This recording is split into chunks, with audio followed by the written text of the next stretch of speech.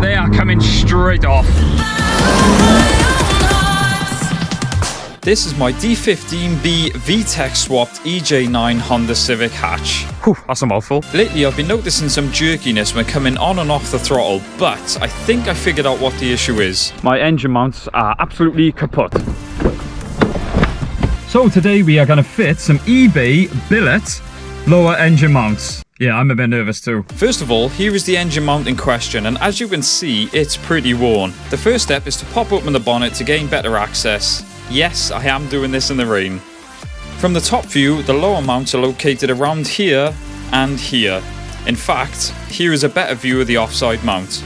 Please ignore the monstrous arch gap, this has now been sorted. The rain is obviously a good time to take your jack for a walk, so use this to jack the car up at the appropriate jacking points. And of course, always use axle stands. Now the car is up in the air, we can see the worn engine mount a lot clearer. Definitely time to change. We first need to undo this 19mm nut from the mount and then undo these two 14mm bolts to free the engine mount completely. My advice for the 19mm nut: get a very long extension bar and crack it loose from outside the wheel arch. Yep, you don't even need to take the wheels off. With the 19mm nut removed, you can see how little the engine mount was actually doing.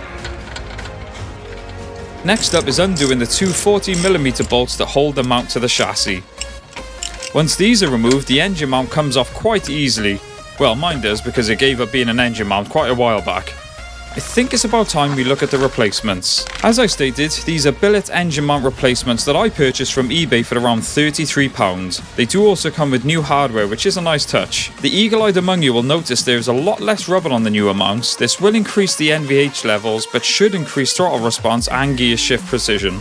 As always, it's not as straightforward as we thought it was going to be. The problem I'm facing now, trying to get the engine mount into the standard one would be fine because there's a lot more play, but we basically need to get that mount about 10mm lower, and the engine mount that's supporting it is not allowing me to do that.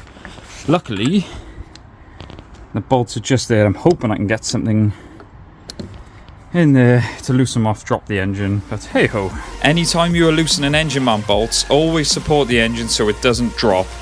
And always use a piece of wood or something similar to spread the load so you don't damage your oil sump. You can then crack off your engine mount nuts or bolts. When you're ready, slowly lower the jack, and as if by magic, the engine drops nicely.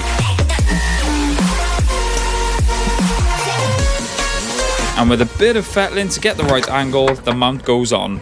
Using the hardware supplied, we mount up the billet engine mount from the bottom.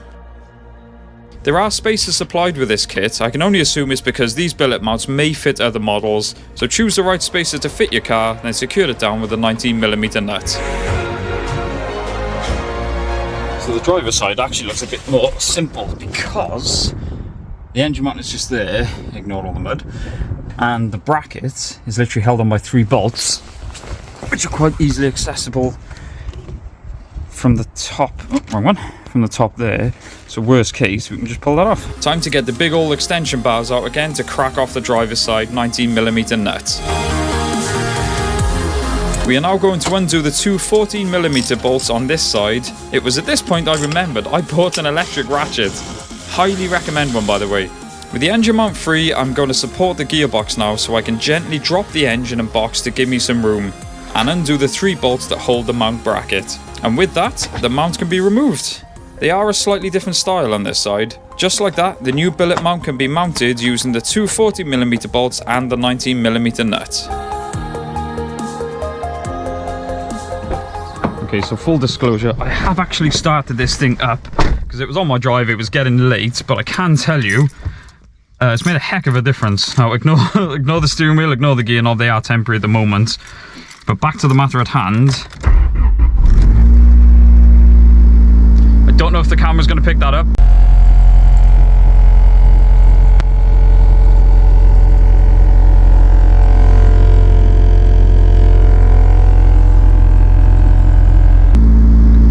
I cannot see out of my wing mirror because it's vibrating that much. My panels are rattling. Yeah. So needless to say,